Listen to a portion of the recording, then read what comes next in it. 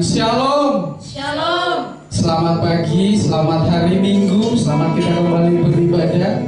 Walaupun kita masih beribadah di rumah kita masing-masing, itu tidak mengurangi sukacita kita untuk tetap beribadah kepada Tuhan. Mari kita siapkan hati kita berdoa. Tuhan, kami mengucap syukur kepadamu pagi ini Tuhan. Kami umat Tuhan, kami akan bersekutu bersama-sama. Walaupun kami ada di rumah kami masing-masing, tapi kami percaya Engkau hadir di dalam setiap rumah kami, Engkau hadir di dalam setiap hati kami, sehingga pujian dan penyembahan, bahkan kebenaran firman Tuhan yang akan disampaikan pada pagi ini, semua kami diberkati Tuhan. Terpuji namamu Tuhan. Kami akan memulai ibadah kami pada pagi ini di dalam nama Tuhan Yesus Kristus. Haleluya. Amin. Haleluya. Semua kita bersukacita pagi hari ini. Lambaikan tangan, berikan tepuk tangan buat Tuhan kita. Haleluya.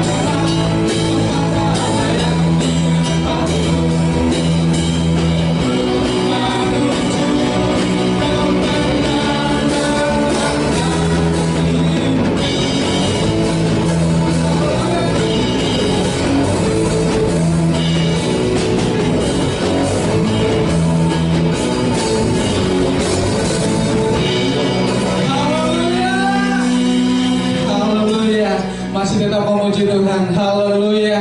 Kita percaya masa lalu kita telah ditebus oleh Tuhan Yesus Kristus.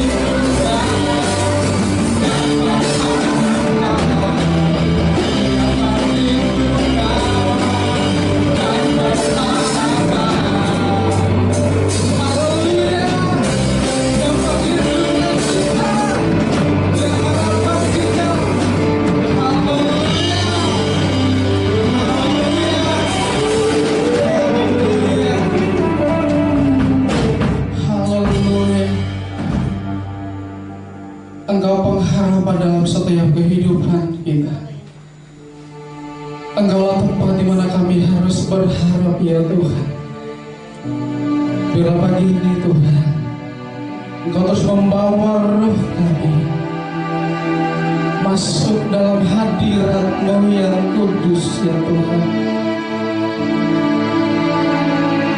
Haleluya Tuhan. Segala kemuliaan hanya bagi-Mu ya Tuhan.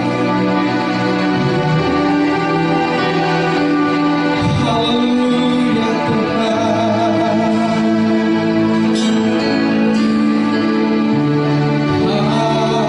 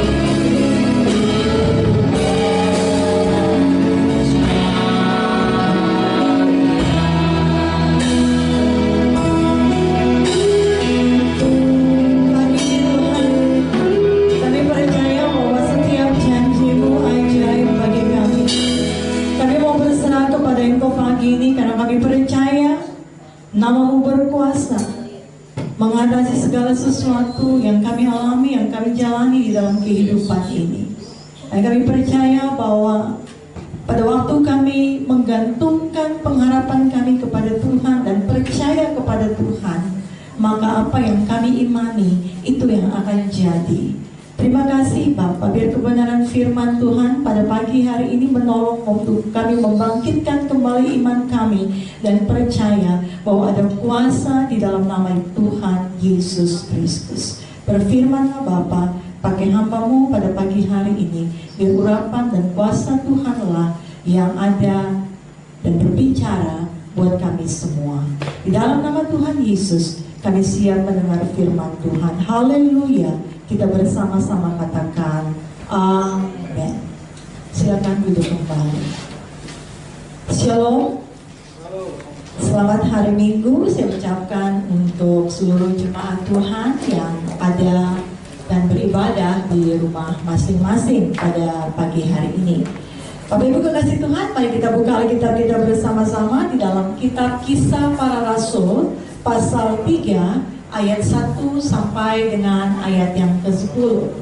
Kisah Para Rasul pasal 3 ayat 1 sampai dengan ayat yang ke-10. Bapak Ibu bisa memperhatikan di Alkitab masing-masing atau teks yang muncul di layar televisi atau layar laptop atau layar handphone atau layar media yang ada di rumah masing-masing. Firman Tuhan berkata dalam Kisah Para Rasul pasal 3 ayat 1 sampai 10, perikopnya Petrus menyembuhkan orang lumpuh. Pada suatu hari menjelang waktu sembahyang, yaitu pukul 3 petang, naiklah Petrus dan Yohanes ke bait Allah. Di situ ada seorang laki-laki yang lumpuh sejak lahirnya, sehingga ia harus diusung. Tiap-tiap hari orang itu diletakkan dekat pintu gerbang bait Allah yang bernama Gerbang Indah untuk meminta sedekah kepada orang yang masuk ke dalam bait Allah. Ketika orang itu melihat bahwa Petrus dan Yohanes hendak masuk ke bait Allah, ia meminta sedekah. Mereka menatap dia dan Petrus berkata, "Lihatlah kepada kami." Lalu orang itu menatap mereka dengan harapan akan mendapat sesuatu dari mereka. Tetapi Petrus berkata, "Emas dan perak tidak ada. Tetapi apa yang kupunyai, kuberikan kepadamu. Demi nama Yesus Kristus orang Nazaret itu, berjalanlah." Lalu ia memegang tangan kanan orang itu dan membantu dia berdiri. Ketika itu juga kuatlah kaki dan mata kaki orang itu. Ia melonjak, berdiri, lalu berjalan kian kemari dan mengikuti mereka ke dalam bait Allah, berjalan dan melompat serta memuji Allah. Seluruh rakyat itu melihat dia berjalan sambil memuji Allah. Lalu mereka mengenal dia sebagai orang yang biasanya duduk meminta sedekah di gerbang indah bait Allah, sehingga mereka takjub dan tercengang tentang apa yang telah terjadi padanya. Bapak Ibu kekasih Tuhan, pada pagi hari ini saya ingin mengajak kita bersama-sama untuk merenungkan kebenaran ini yang saya beri tema kuasa nama Yesus. Bapak Ibu kekasih Tuhan, nama seseorang yang memiliki kedudukan seringkali dapat memiliki kuasa ketika kita pakai untuk hal-hal tertentu di dalam hidup ini. Contohnya begini, ketika kita masuk satu perusahaan dan menyebutkan nama daripada pemilik perusahaan itu, mungkin sambutan yang kita terima itu akan berbeda dibanding dengan kita datang tanpa menyebutkan nama daripada pemilik perusahaan itu. Saya punya pengalaman yang menarik beberapa tahun yang lalu pada waktu saya masih bekerja sebagai marketing di satu perusahaan insurans, dan pada waktu saya keliling Nusa Tenggara Timur. Pada waktu saya menyampaikan dan memperkenalkan diri saya mengatakan nama saya Noviana Adu, saya anak dari Pak Daniel Anu, Wali Kota Kupang pada saat itu, dan sambutan menjadi berbeda. Dan memang benar pada waktu kita menggunakan nama orang yang punya power, punya kuasa, atau punya pengaruh, kita mendapat sambutan atau kita mendapatkan perlakuan yang sedikit berbeda. Nah, Bapak Ibu kekasih Tuhan, kalau kita melihat kebenaran ini, nama Yesus, sekali lagi, nama Yesus bukan sekedar nama biasa. Kita menggunakan nama orang tertentu yang kita kenal, yang punya pengaruh, kita mendapatkan sambutan dan perlakuan yang berbeda. Tetapi perhatikan baik-baik, nama Yesus ini bukan sekedar nama biasa seperti nama kebanyakan orang. Tetapi nama Yesus adalah nama yang berkuasa, yang mampu menghasilkan mujizat besar. Katakan amin. Nama Yesus nama yang punya kuasa yang besar, nama yang mampu melakukan perkara-perkara ajaib, nama yang mampu mendatangkan perkara-perkara besar, nama yang mampu melakukan mujizat di dalam kehidupan ini. Dan kalau kita baca kebenaran tadi yang baru kita baca, nama inilah, nama Yesus, yang juga dibuktikan oleh Petrus pada waktu ia menyembuhkan seorang yang lumpuh sejak lahirnya. Bapak Ibu kekasih Tuhan, menarik kalau kita baca di bagian ini. Kisah ini mengenai Petrus sedang akan masuk ke dalam bait Allah. Dan memang bagi orang-orang Yahudi, awal suatu hari ini dimulai dari pukul 6 pagi sampai dengan pukul 6 petang. Karena itu ada 3 jam doa yang biasa mereka lakukan, yaitu pukul 9 pagi, pukul 12 siang, dan juga pukul 3 sore. Dan memang betul, mereka juga setuju bahwa doa itu berkhasiat di mana saja. Tetapi orang-orang Yahudi merasa bahwa akan lebih mulia begitu bila mereka berdoa di ruang-ruang daripada bait Allah. Nah, sangat menarik kalau kita lihat di sini bahwa pada waktu itu para rasul pun tetap melaksanakan kebiasaan-kebiasaan yang selama ini telah mereka terima. Dan kalau kita perhatikan baik-baik di dalam perikop ini diawali dengan penuturan bahwa Petrus dan Yohanes pergi ke dalam bait Allah pada jam ke-9 menjelang waktu sembahyang, yaitu jam 3 sore. Mereka melakukan kebiasaan yang sudah mereka lakukan sebelumnya. Nah, memang Bapak Ibu, di dunia timur ini ada kebiasaan kalau kita melihat bagi para pengemis itu untuk duduk ya di depan pintu gerbang satu kuil atau tempat suci, karena memang mereka menganggap bahwa di tempat itu adalah tempat yang strategis, tempat yang terbaik bagi mereka, sehingga pada saat orang-orang datang untuk masuk ke dalam tempat peribadatan atau tempat ibadah, maka cenderung orang-orang itu akan bermurah hati atau memiliki kemurahan hati untuk memberikan uang atau memberikan derma ya kepada mereka. Nah, keadaan ini sama dengan kisah yang kita baca ini. Di bait Allah pun juga pastinya ada banyak, bahkan sekali lagi mungkin dalam tanda petik, ada puluhan pengemis yang sedang berjejer sepanjang pintu-pintu yang ada di bait Allah. Dan salah satunya di dalam kisah yang kita baca ini ada seorang laki-laki yang sejak dalam kandungan ibunya mengalami kelumpuhan. Dikatakan orang ini lumpuh sejak lahir, sehingga dia terlahir sebagai seorang yang lumpuh. Dan firman Allah tadi yang kita baca dikatakan bahwa tiap-tiap hari orang harus mengusung dia, kemudian meletakkan dia di dekat pintu bait suci, dan dikatakan dia ada di tempat yang namanya pintu gerbang indah. Di sini dia duduk mengemis, meminta belas kasihan dari setiap orang yang datang ke bait Allah atau setiap orang yang melaluinya. Dan yang memprihatinkan kalau saya lihat di sini adalah usia daripada pengemis ini berumur sekitar 40 tahun. Mari kita lihat di dalam Kisah Rasul pasal 4 ayat 22 dikatakan, sebab orang yang disembuhkan oleh mujizat itu sudah lebih dari 40 tahun umurnya. Jadi Bapak Ibu bayangkan bahwa pekerjaan ini sudah ditekuni oleh orang lumpuh ini puluhan tahun. Dia melakukan hal yang sama selama puluhan tahun. Dan kalau kita membaca dan meneliti sedikit mengenai bait suci, sebenarnya di bait suci itu ada 9 gerbang.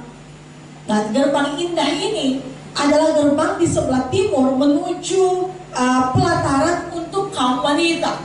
Sehingga saya bilang, kalau pengemis ini memilih ada di tempat ini mungkin jadi tempat favorit atau tempat yang strategis. Kenapa saudara? Karena ini pintu pelataran untuk menuju ke tempat kaum wanita. Biasanya wanita lebih banyak pegang duit ya daripada bapak-bapak. Yang ibu bilang amin dulu, yang terima duit dari suaminya gitu. Yang gak terima jangan bilang amin. Dan gerbang ini menarik saudara. Gerbang ini terbuat dari perunggu yang tampaknya seperti emas. Dan rupanya ini menjadi tempat yang saya katakan tadi favorit bagi orang lumpuh ini. Nah dalam hal ini, saudara perhatikan, Tuhan Allah menggerakkan Petrus dan Yohanes melintasi gerbang indah bait suci. Padahal kita tahu bahwa pintu gerbang ini adalah pintu menuju kepada kaum wanita, pelataran wanita. Tapi Allah menggerakkan Petrus dan Yohanes untuk melewat dari situ.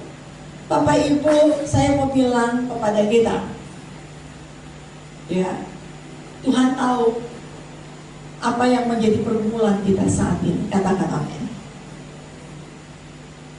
Tuhan menggerakkan Petrus dan Yohanes melewati pintu gerbang ini. Tuhan tahu keadaan kita. Tuhan tahu bahwa orang ini puluhan tahun ada di tempat yang sama. Tuhan tahu kondisi daripada orang lumpuh ini. Dia mengemis, di situ ingat baik-baik, dia bukan pura-pura. Memang betul-betul. Karena firman Allah jelas mengatakan bahwa dia lumpuh sejak lahir, orang mengusung dia. Ya, berbeda kalau di Surabaya ini kita lihat ada banyak pengemis yang pura-pura lumpuh begitu. Tapi Alkitab mencatat dengan jelas bahwa orang ini benar-benar lumpuh, kalau dikatakan sejak lahir. Bahkan katakan orang menolong dia atau membawa dia setiap hari ada di pintu gerbang itu. Kalau kita baca di dalam ayat yang ke-9 sampai dengan ayat yang ke-10, firman Allah berkata, seluruh rakyat itu melihat dia berjalan sambil memuji Allah. Perhatikan ayat 10. Lalu mereka mengenal dia sebagai orang yang biasanya duduk meminta sedekah di gerbang indah bait Allah. Jadi perhatikan baik-baik, orang ini memang betul-betul ada dalam keadaan demikian. Tuhan tahu apa yang menjadi pergumulan kita saat ini. Tuhan tahu apa yang kita alami. Dan kalau kita perhatikan baik-baik, kebenaran ini seperti biasanya sebagai seorang pengemis, ketika melihat Petrus dan Yohanes melintas dekatnya, ia pun menjulurkan tangannya penuh harap. Penuh harap ada belas kasihan yang keluar dari hati Petrus dan Yohanes. Dan melihat kejadian ini, kalau kita baca dalam kebenaran firman tadi, Petrus berkata, lihatlah kepada kami. Sekali lagi, lihatlah kepada kami. Dan orang itu memperhatikan kedua rasul itu, dan saya mulai membayangkan dia memperhatikan dengan sangat-sangat penuh harap. Dia berharap dia akan mendapatkan sesuatu. Petrus dan Yohanes, Petrus berkata, lihatlah kepada kami. Petrus mau. Orang lumpuh itu memperhatikan dengan saksama apa yang akan Petrus ucapkan. Petrus berkata di dalam ayat yang ke-6, perhiasan emas dan uang perak tidak ada pada kami, tetapi apa yang kupunyai kuberikan kepadamu. Perhatikan bagian ini. demi nama Yesus Kristus orang Nazaret itu, berjalanlah. Bapak Ibu kekasih Tuhan, ini bentuk kejujuran para rasul di dalam mereka melayani. Bisa saja memang saat itu Petrus tidak punya uang sepeser pun, apalagi perhiasan. Tetapi apa yang Petrus genggam selama ini, setelah perjumpaan pertama kali dengan Yesus dan perjumpaan kembali dengan Yesus di Danau Tiberias, membuat dia menggenggam erat nama Yesus, nama yang berkuasa, nama yang sanggup melakukan apa saja. Sehingga dia katakan, demi nama Yesus orang Nazaret itu, berjalanlah. Bapak Ibu, kuasa nama Yesus yang pertama, nama Yesus berkuasa menjawab apa yang menjadi kebutuhan kita. Katakan amin. Nama Yesus berkuasa menjawab apa yang menjadi kebutuhan kita. Saya coba membayangkan saat Petrus berkata demikian, pasti ada pertanyaan besar yang mungkin dipikirkan oleh pengemis ini. Mungkin dia akan berpikir pada waktu Petrus berkata, lihatlah kepada kami. Mungkin dia berpikir kira-kira apa yang akan diberikan Petrus kepada dia. Mungkinkah Petrus akan memberikan dia uang yang banyak? Mungkinkah Petrus akan memberikan dia perhiasan? Atau apa yang mungkin Petrus sedang punya saat itu yang akan diberikan kepada pengemis ini atau orang lumpuh ini? Dia mengharapkan ada sesuatu, ada keinginan di dalam hati mendapatkan sesuatu yang punya nilai.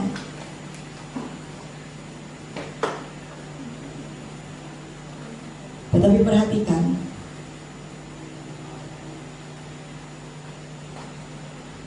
apa yang dipikirkan pengemis ini dijawab oleh Petrus hanya dengan satu nama, yaitu nama yang berkuasa. Petrus bilang, emas dan perak tidak ada padaku, tapi demi nama Yesus orang Nazaret itu, berjalanlah. Bapak Ibu kekasih Tuhan, Petrus menggunakan nama Yesus di sini untuk menunjukkan apa yang ia lakukan semata-mata, sekali lagi semata-mata oleh kuasa nama Yesus, bukan oleh kekuatannya. Sehingga mujizat yang terjadi pada waktu orang lumpuh ini bisa berjalan hanya karena demi nama Yesus. Bapak Ibu kekasih Tuhan, bagi saya ini adalah praktik iman yang luar biasa yang diajarkan Tuhan Yesus kepada murid-muridnya. Yesus pernah berkata dalam pengajarannya dalam Yohanes pasal 14 ayat 13 sampai 14, dan apa juga yang kamu minta dalam namaku aku akan melakukannya, supaya Bapa dipermuliakan di dalam Anak. Jika kalau kamu meminta sesuatu kepadaku, perhatikan, dalam namaku, dikatakan, aku akan melakukannya. Petrus mengingat kembali akan pengajaran Yesus. Apa yang kamu minta dalam namaku, aku akan melakukannya. Dan perhatikan baik-baik pada waktu Yesus mempraktikkan apa yang diajarkan Tuhan kepadanya. Pada waktu dia berkata kepada orang lumpuh ini, demi nama Yesus Kristus orang Nazaret itu, bangkitlah dan berjalanlah. Mujizat Tuhan terjadi. Bapak Ibu kekasih Tuhan, nama Yesus nama yang penuh dengan kuasa. Firman Allah berkata tadi bahwa jika kamu meminta sesuatu kepadaku dalam namaku, maka aku akan melakukannya. Mari kita mulai mencoba mempraktikkan iman kita hari ini. Kita perlu mengerti pengajaran ini dengan benar. Ketika ada hamba Tuhan yang mungkin mampu melakukan mujizat atau mendoakan dan mujizat terjadi, mengusir setan dan setan itu keluar dari orang, dan ada banyak perkara-perkara ajaib.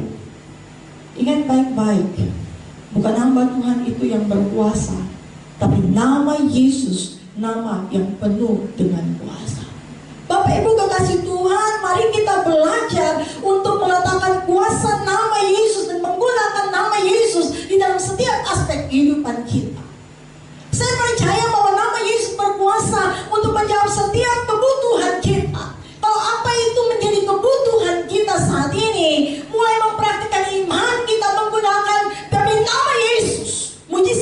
terjadi. Kalau engkau sakit hari ini, engkau pegang bagian yang sakit dan berkata, demi nama Yesus, aku sembuh pada pagi hari ini. Kalau engkau ada yang pergumulan-pergumulan yang lain, mulai menggunakan nama Yesus, nama yang penuh dengan kuasa, nama yang mampu melakukan mujizat. Bagi saya secara pribadi, jikalau kita memiliki iman yang benar, perhatikan ini, dan Tuhan memandang itu baik dan sesuai kehendak Tuhan, saya percaya maka mujizat pasti terjadi. Sekali lagi, jika kita memiliki iman yang benar dan Tuhan memandang itu baik sesuai dengan kehendaknya, maka mujizat pasti terjadi. Katakan amin. Kemudian Petrus, kalau kita baca, pemegang tangan kanan pengemis itu dan membantunya berdiri, dan firman Allah mencatat, ketika itu juga mata kakinya menjadi kuat sehingga ia mampu berdiri, bahkan melompat-lompat. Bapak Ibu kekasih Tuhan, memang tidak bisa dipungkiri, ada sesuatu mujizat yang terjadi karena memang itu perlu terjadi. Sekali lagi, ada mujizat yang memang terjadi karena memang itu perlu terjadi. Ya, tapi pada masa itu mujizat dibutuhkan sebagai jaminan tentang kebenaran dan kuasa dari berita kekristenan di dalam perluasan di dunia. Ingat baik-baik, kisah ini terjadi pada saat setelah hari Pentakosta, sehingga mujizat ini merupakan tanda daripada penyertaan Allah terhadap para rasul. Bapak Ibu kekasih Tuhan, kita baru saja melewati hari Pentakosta. Saya percaya bahwa api Pentakosta itu akan membakar iman kita, membangkitkan iman kita, sehingga kita menggunakan kuasa nama Yesus. Dan saya percaya ada mujizat yang akan menyertai kita. Karena mujizat sebagai bukti mengenai janji-janji Allah, kebenaran Allah digenapi dalam hidup kita. Kan ada lagu yang mengatakan bahwa kita ini adalah bukti, ya, daripada kebesaran Allah di dalam kehidupan kita. Bapak Ibu kekasih Tuhan, kita harus mengingat bahwa Allah mengabulkan sekali lagi apa yang menjadi kebutuhan kita, bukan berdasarkan apa yang menjadi keinginan kita. Orang lumpuh ini punya keinginan, mungkin dia akan mendapatkan uang yang banyak, atau mendapatkan sesuatu yang menurut dia begitu berharga. Perhatikan, bukan keinginan yang dikabulkan oleh Allah, tapi apa yang menjadi kebutuhannya. Yang menjadi kebutuhan yang mendasar daripada orang lumpuh ini adalah dia disembuhkan. Katakan amin. Bapak Ibu, Tuhan tahu apa yang menjadi kebutuhan yang mendasar dalam hidup kita. Kadang-kadang kita ini hanya memiliki keinginan dan keinginan tanpa kita menyadari bahwa apakah ini menjadi kebutuhan kita. Berapa banyak di antara kita akhirnya menjadi kecewa, putus asa, merasa doa kita nggak dijawab. Padahal kita hanya meminta apa yang menjadi keinginan kita. Bapak Ibu kekasih Tuhan, orang lumpuh ini memiliki keinginan, tetapi ingat baik-baik, Tuhan tahu yang terbaik bagi kehidupannya. Kita boleh punya keinginan 1001 macam keinginan dalam hidup, tapi Tuhan tahu apa yang terbaik bagi kita. Dan ingat baik-baik, Tuhan Allah mampu untuk menjawab kita. Bapak Ibu, kebutuhan yang ada yang mendasar daripada orang lumpuh ini adalah kesembuhan. Karena pada waktu dia sembuh, dia akan berhenti menjadi pengemis. Pada waktu dia sembuh, dia berhenti menjadi pengemis, dia dapat bekerja, dia dapat berkarya, dan pada waktu dia sembuh akan ada kesaksian yang besar. Bapak Ibu kekasih Tuhan, Tuhan tahu yang terbaik bagi kita. Mari kita belajar pada pagi hari ini, kita menggunakan kuasa daripada nama Yesus. Saya percaya apa yang menjadi kebutuhanmu hari ini yang mendasar, Tuhan mampu untuk mencukupkan kita. Tuhan mampu untuk memulihkan kita. Tuhan mampu untuk menyembuhkan kita. Di situasi yang sedang kita hadapi hari-hari ini, mungkin ada di antara kita yang kehilangan pekerjaan.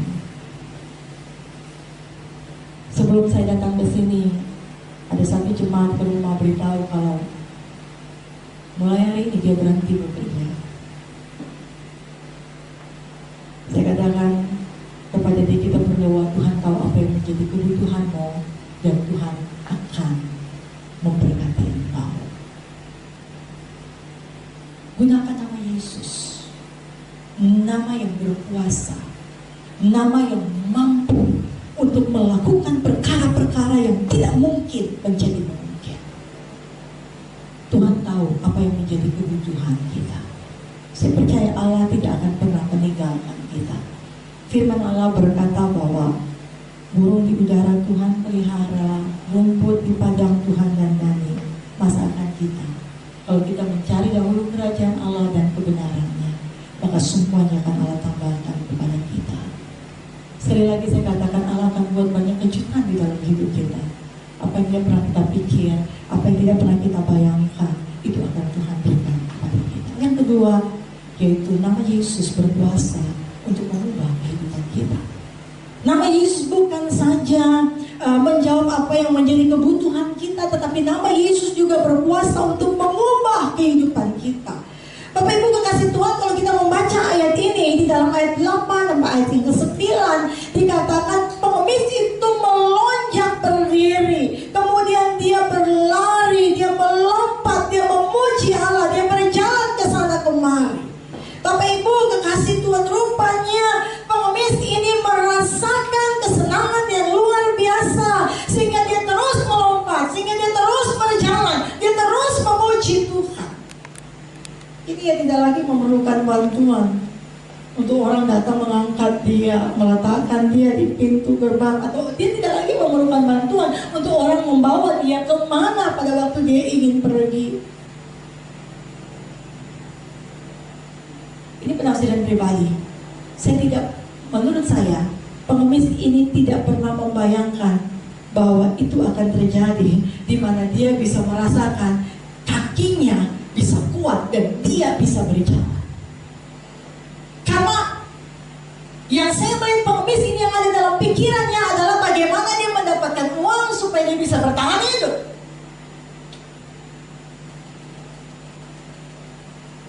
Terlebih lagi pada waktu dia mendapatkan mujizat, dia disembuhkan, dia bisa berjalan. Perhatikan baik-baik, pengemis ini memuji Tuhan, dia melompat, dia penuh dengan sukacita. Bapak Ibu kekasih Tuhan, saya ingin mengatakan kepada kita bahwa nama Yesus akan berkuasa mengubah kehidupan kita. Pada waktu dia menjadi pengemis, walaupun dia dapat uang, tapi uang hanya cukup untuk dia makan.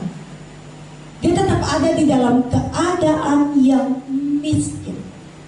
Bapak Ibu kekasih Tuhan, sebagai orang-orang berdosa sebenarnya kita ini perlu menyadari bahwa kita ini adalah orang-orang yang miskin di hadapan Allah.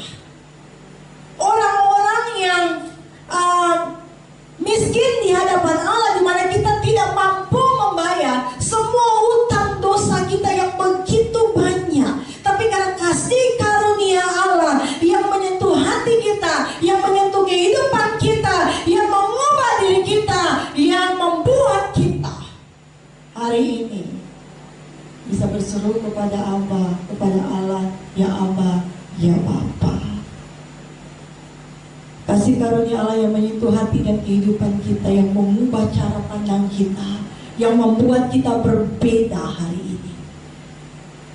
Oleh karena itu pada waktu Yesus berkhotbah dalam Matius pasal 5, dalam khotbah di bukit, dalam ayat yang ketiga dikatakan, berbahagialah orang yang miskin di hadapan Allah, karena mereka lah yang mempunyai kerajaan sorga.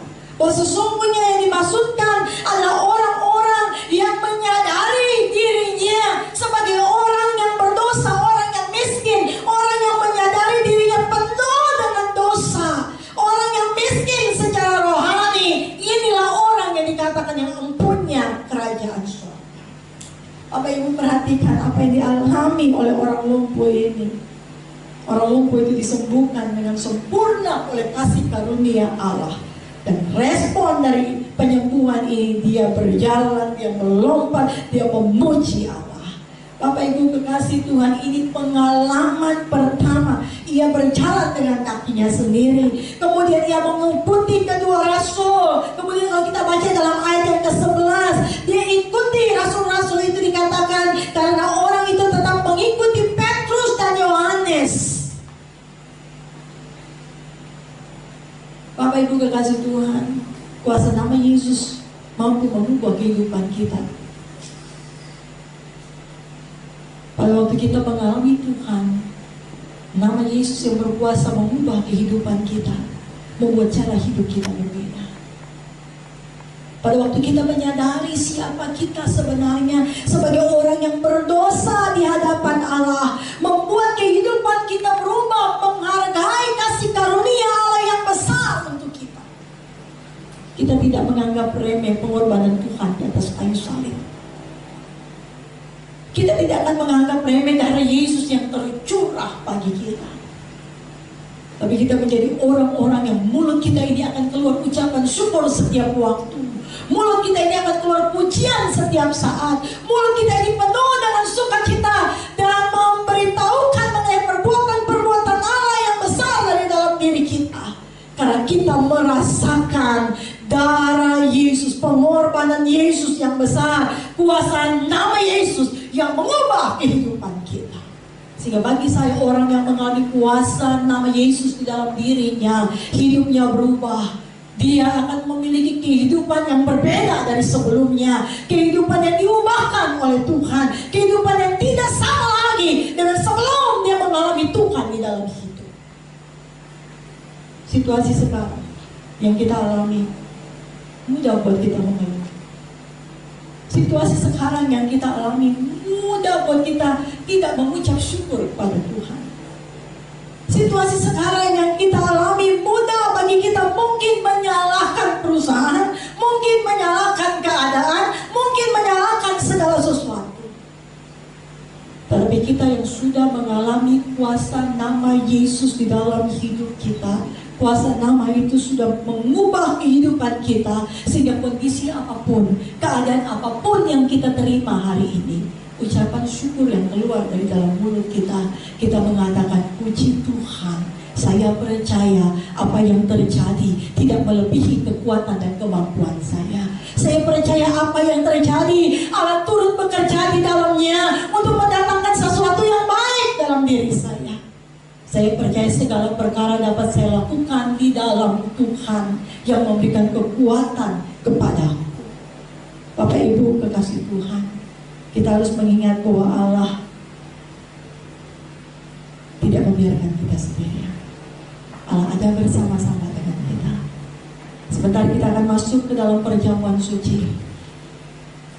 Kita percaya bahwa kuasa nama Yesus akan melakukan perkara yang besar di dalam kehidupan kita. Mari kita berdiri bersama-sama. Terima kasih Tuhan. Haleluya. Sambil pemain musik, singer song leader menyiapkan pujian,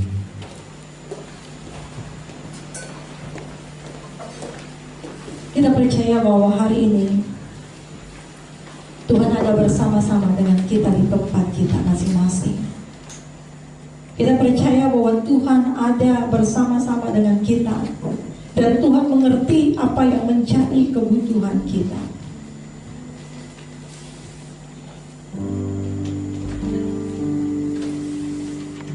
Gunakan nama Yesus, nama yang berkuasa, nama yang mampu melakukan apa yang tidak mungkin menjadi mungkin. Nama yang berkuasa.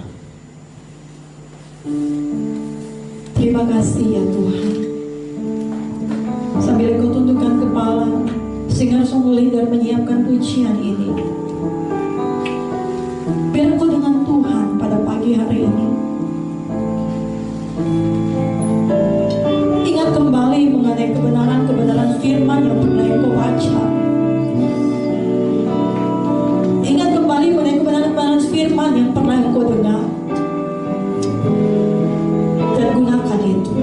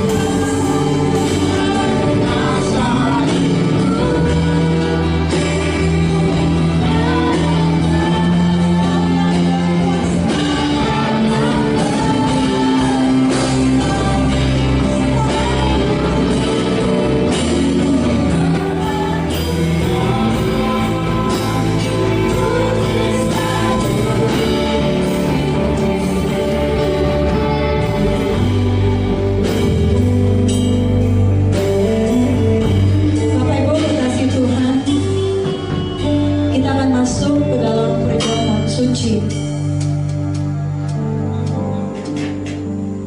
Firman Tuhan berkata dalam 1 Korintus pasal 11 ayat yang ke-27 sampai dengan ayat yang ke-28.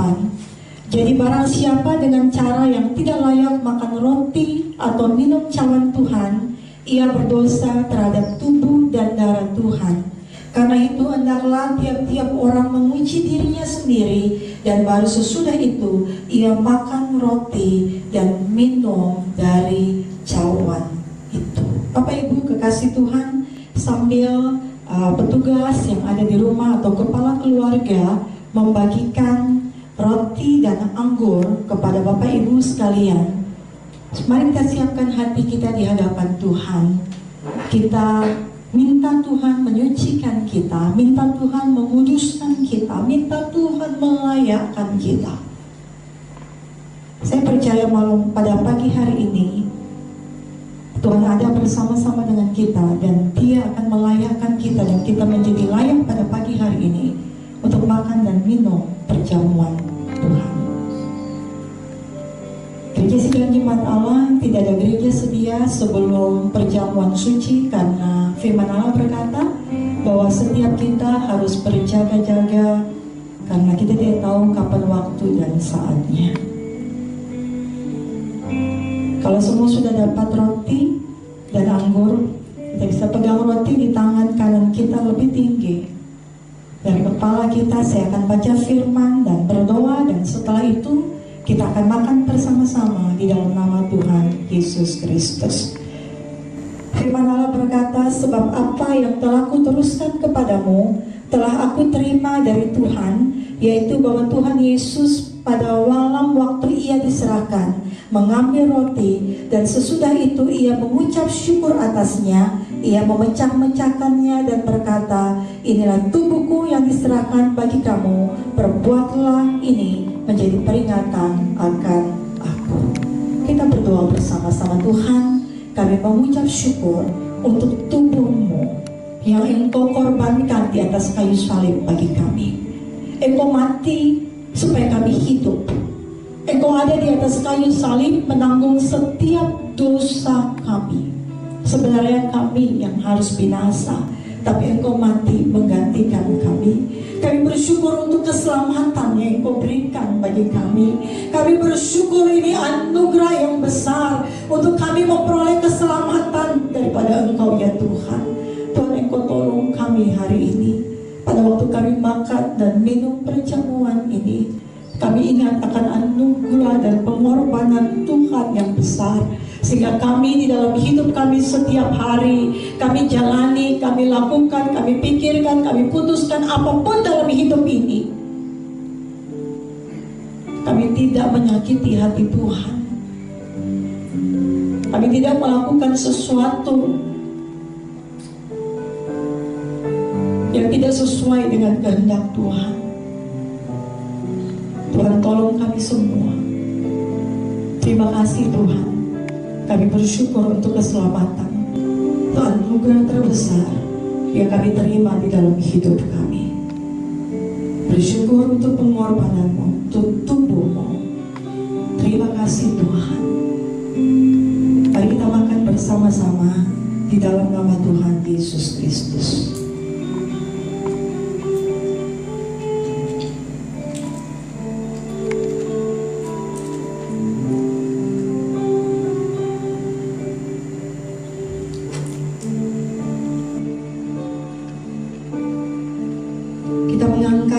Atau cawan lebih tinggi dari kepala kita, di sebelah tangan kanan kita.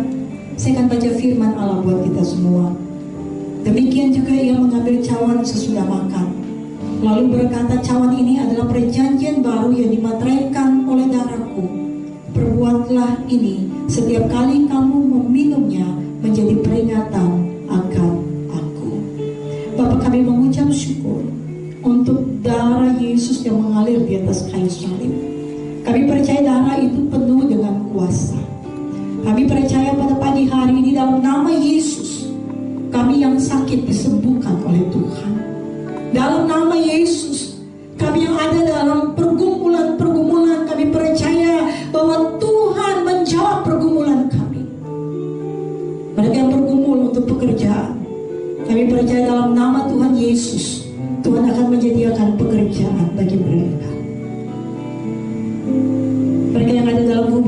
rusak.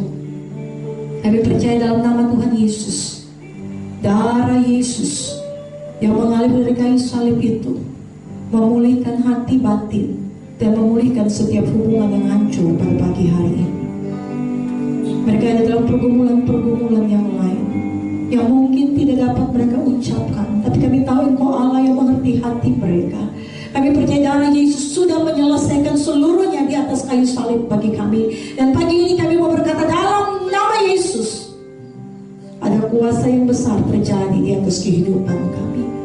Kami mengucap syukur untuk darah-Mu yang tercurah bagi kami. Terima kasih Bapa. Di dalam nama Tuhan Yesus kita minum bersama-sama.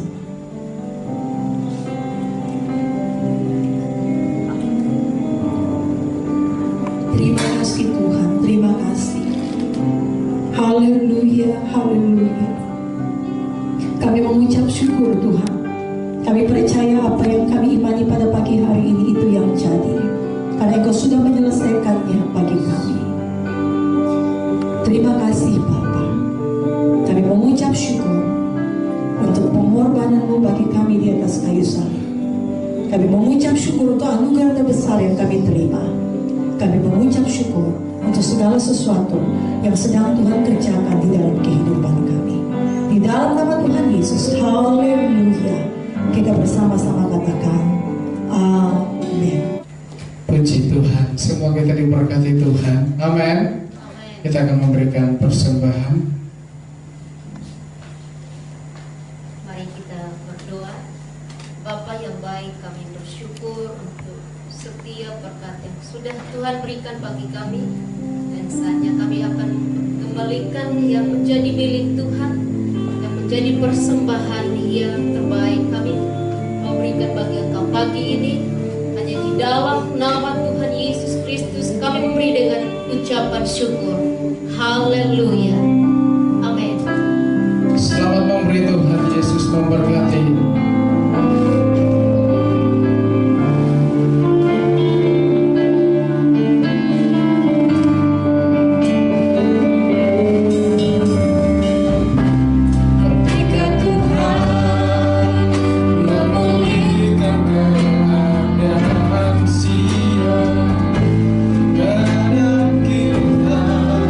Seperti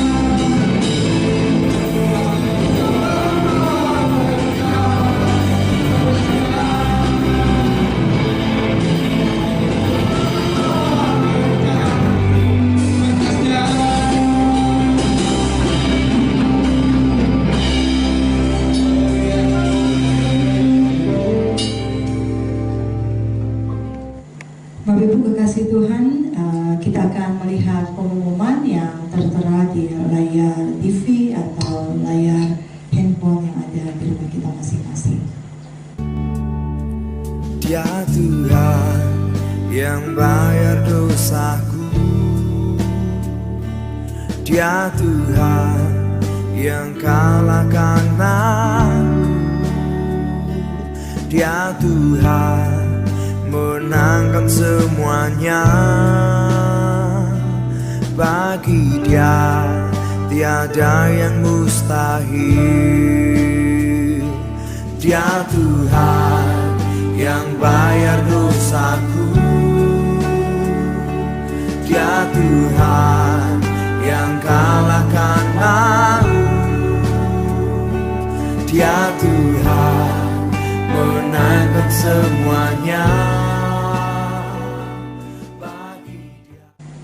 Kita akan mengakhiri ibadah kita pada pagi hari ini. Mari kita berdiri bersama-sama.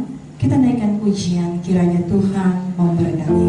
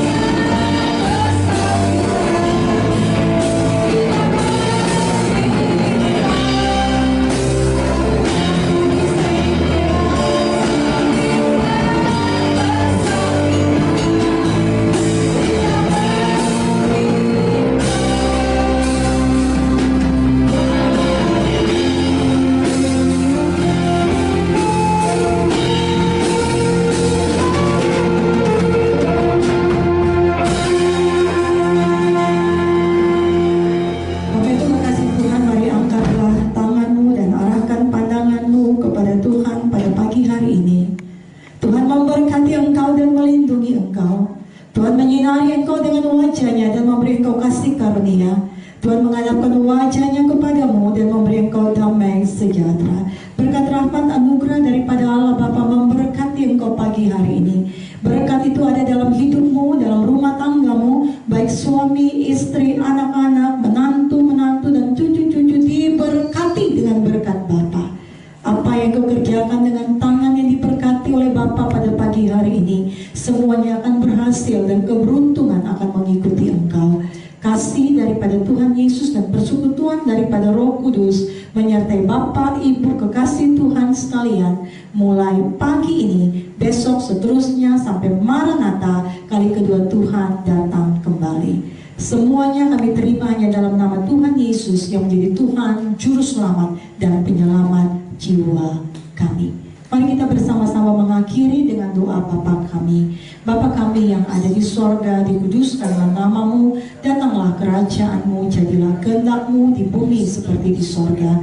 Berikanlah kami pada hari ini makanan kami yang secukupnya. Ampunilah kami akan kesalahan kami, seperti kami juga mengampuni orang yang bersalah kepada kami. Dan jangan bawa kami ke dalam pencobaan, tapi lepaskanlah kami daripada yang jahat. Karena engkau yang kerajaan dan kuasa dan kemuliaan sampai selama-lamanya.